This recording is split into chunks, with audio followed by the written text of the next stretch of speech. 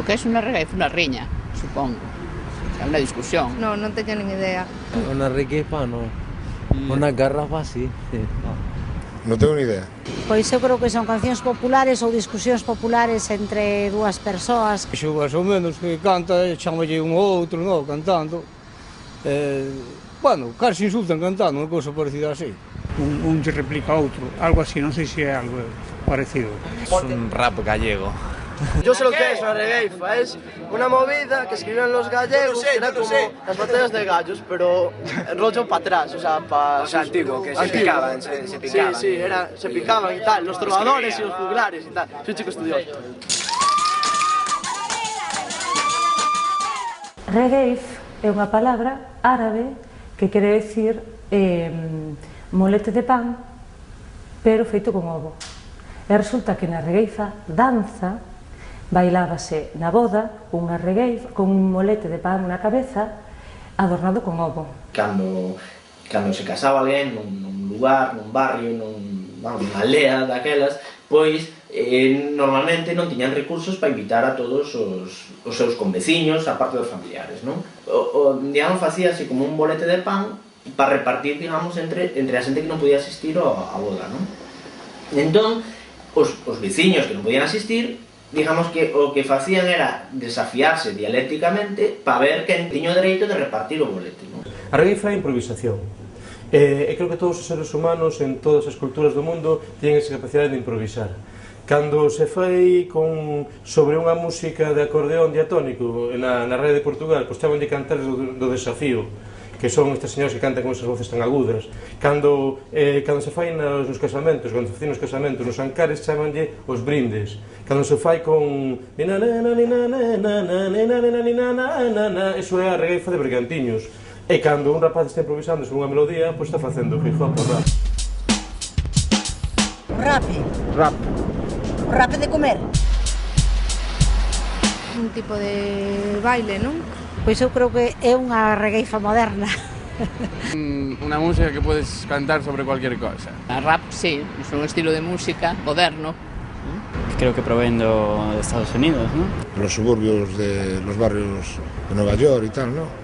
Rap é rap africano, rap americano, toda la nación del mundo hace rap. Al principio siempre empiezas un poco por curiosidad, por probar, supongo, como la mayoría de la gente. Empecé a pintar, luego empecé muchos años más tarde a pinchar y ahora sigo pinchando desde aquellas.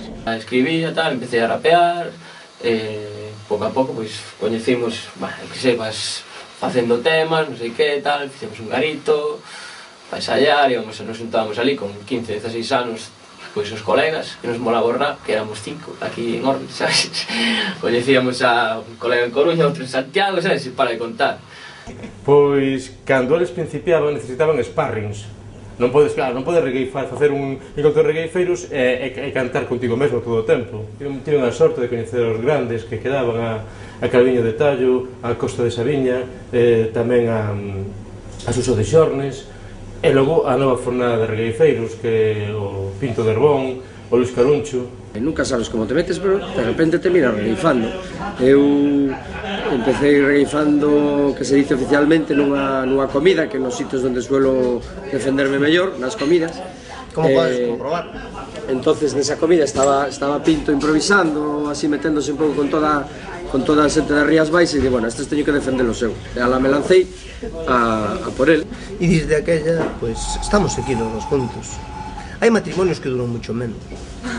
Sí, cariño. Bueno, aquí había un moi mítico aquí na zona de Ordes que se chamaba Calviño de Buscás, que era o patrón maior, me parece que chamaban así, vamos, o patrón maior dos regueifeiros. Estaba o Atrevido, que creo que se morreu. Chamaban o Atrevido porque iba ás minas de Wolframio, que estaba prohibidísimo con Franco, claro, imaginados que roubaran, iba a roubar, porque non tiña nada, era un home moi proviño como era a maioría da xente que quedou aquí na posguerra. Estaba o Fermín tamén, que era da mesma zona, que se coñecían e os levei a tele. Que aunque son especialidades que van paralelas, Quizás a un rapeiro a regueifa sea un pouco máis costosa por ter que adaptarse a unha rima máis concreta, máis exacta. O linguaxe dos rapeiros é distinto porque é máis directo, logo quizá non respetan tanto a rima como, non ten unha rima pero digamos máis libre, non? Mentres que o regueifeiro está suxeito a unhas normas máis estritas, non? Cantamos en cuartetas, que son estrofas de 4 versos 8 sílabos, riman os pares, quedan soltos impares, e iso hai que mantelo. Despois, para que non sea tan monótono e para que cambie un pouco, que hai que facer? Pois é o que facemos nós, incorporar, como no caso de aquí do compañeiro que é instrumentista, que toca varias cousas, pois meterlle instrumento e ao mesmo tempo cambiar melodía, para que a cousa non se faga tan monótona. Ten un estilo que é moi cuadrado, non? Que as estruturas son aí, non sei, demasiado pechadas, o mellor, non? Porque sempre as estruturas moi iguales, no que non se xoga ca métrica. Por a última edición do certamen de regueifas fixemos o que, o sea, tiñamos, digamos, a regueifeiros e tiñamos a rapeiros, non? Por un lado e por outro, os rapeiros de aquí de Vigo, non?